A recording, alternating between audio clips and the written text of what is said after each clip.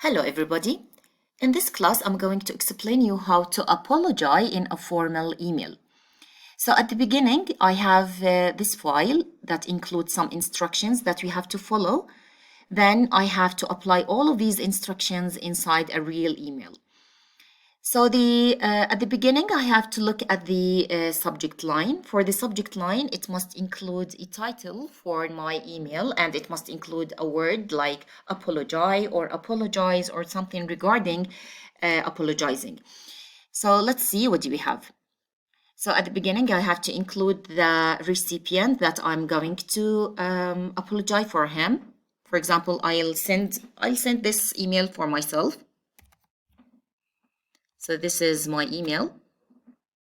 Then for the subject line, as I've told you, I have to apologize for something. Suppose that I have a meeting with someone on Monday at 5 p.m. and I need to reschedule this meeting. So I have to apologize for this meeting or for this date. So I have to say something regarding this. So for example, apologize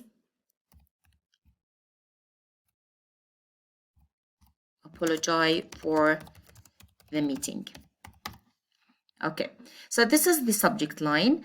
It summarizes my need to write this email. Okay, let's see then, what do we have?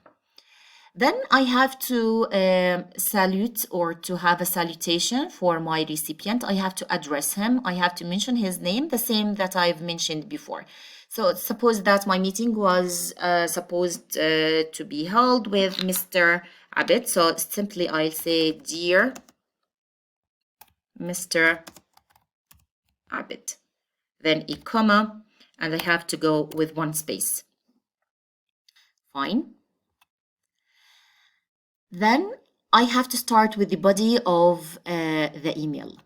Okay, now for the body of the email, I have to start by a statement like one of these.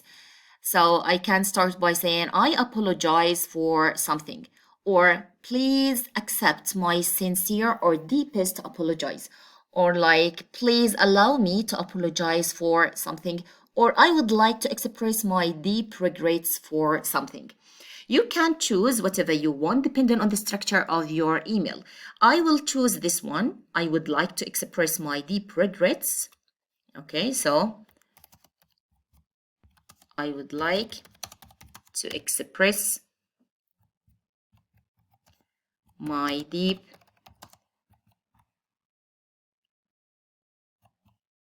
regrets. Okay, to or for, as I've told you, based on the structure of the email. Okay, so after making this statement, I have to describe what happened in details if possible. This is so important just to make our apology acceptable for the recipient. So I have to tell him the whole details, what happened in details. So I'll tell him, for example, to postpone our meeting that is supposed to be on Monday. Okay, so to postpone our meeting. Okay, I have to tell him some details just to remind him or to include something to ensure something. Okay, our meeting that is supposed to be on. These are the details I'm going to explain on Monday at 5 p.m. Okay. Then, so I describe what happened. I'm just describing. I'm not finished yet. So I tell him at the beginning, I'd like to apologize for postponing the meeting. So the meeting was to be on Monday at 5 p.m.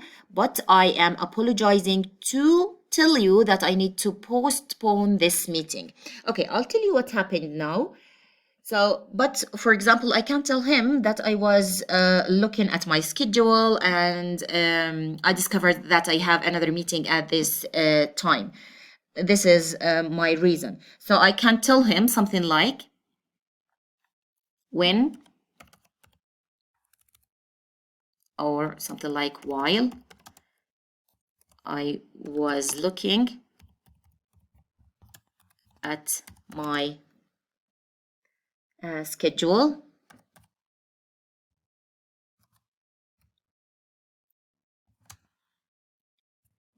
okay, I notice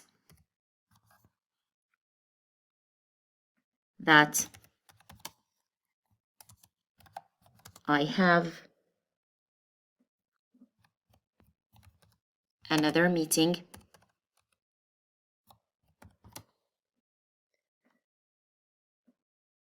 with another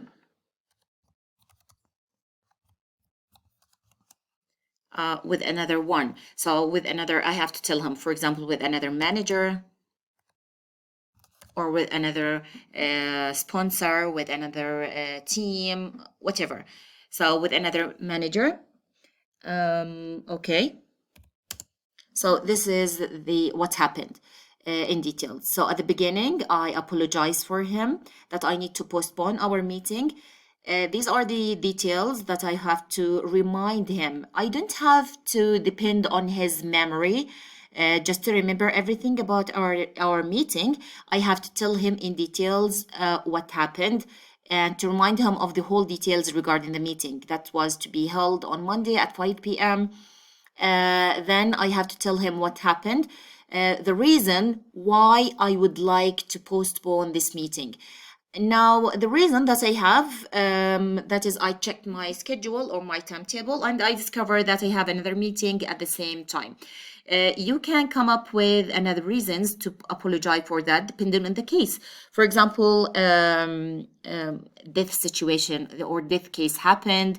For example, you were sick, you have a medical test to do, something happened with your family, anything, any reason, but you have to be honest with that one.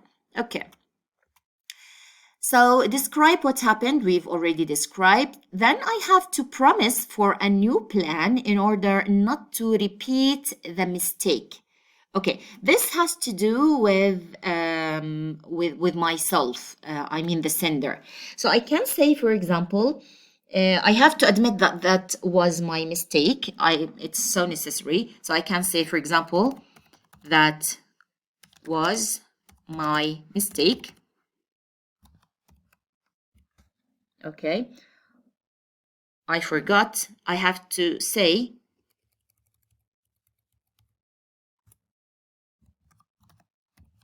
okay.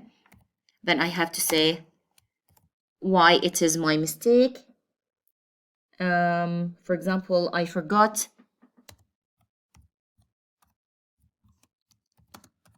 to check my timetable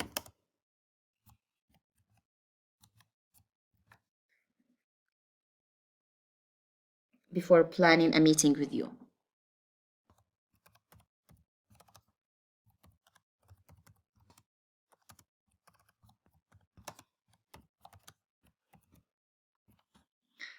That is enough for this part. So I have to, let's go to the page that we have. So I have to promise for a new plan and to admit that that was my mistake or my wrong. So I admit that this is my mistake and what I have to do instead of this. I have to promise now for a new plan. I have to look for another meeting with him. It is so necessary. So I can say, for example, we have to again to apologize. So we can say, I deeply apologize for that, or it's enough to apologize at the beginning.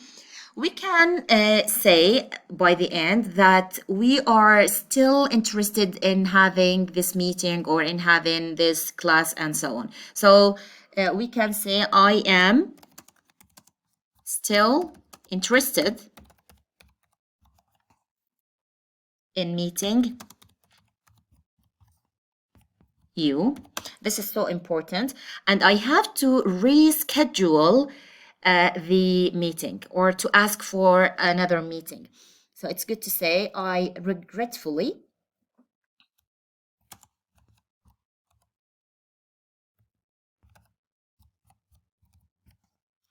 will have to reschedule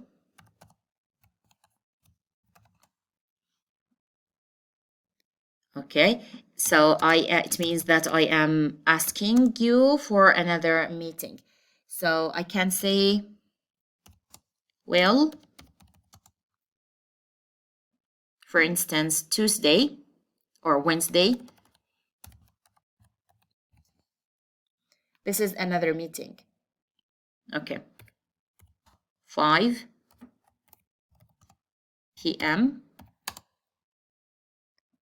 be fine with you.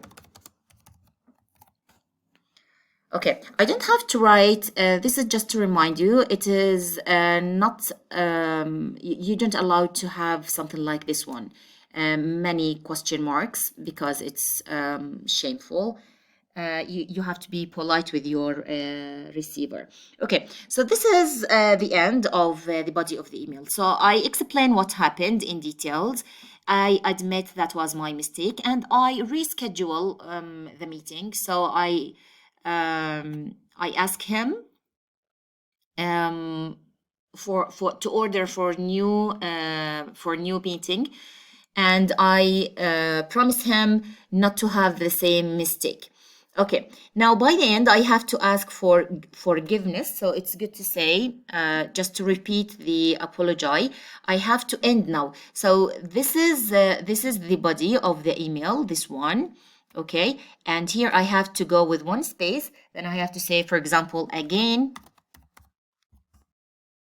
please accept. It's necessary to mention again, accept my sincere apologies.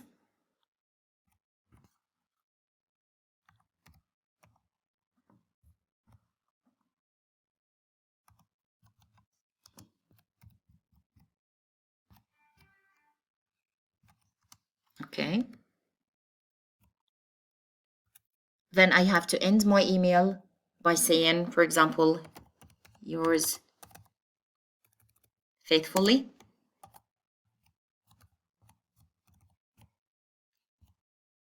Okay. And here is my signature that already appears because I've made it. So let's see, what do we have? Okay, so by the end,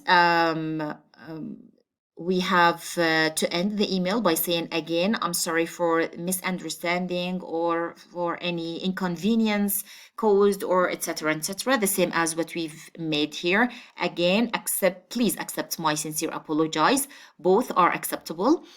Then I have made my signature. Now for the format of my email, regarding the font size, the font type, the spacing between the lines and between the paragraphs, if we have to follow the standards. So again and again, here is the salutation. Here we have what the body of the email. We've described what happened, and we've rescheduled for a new meeting. Here we've make another apology, and here we've end the email. So here is an apology email. I'd like to thank you for listening. Goodbye.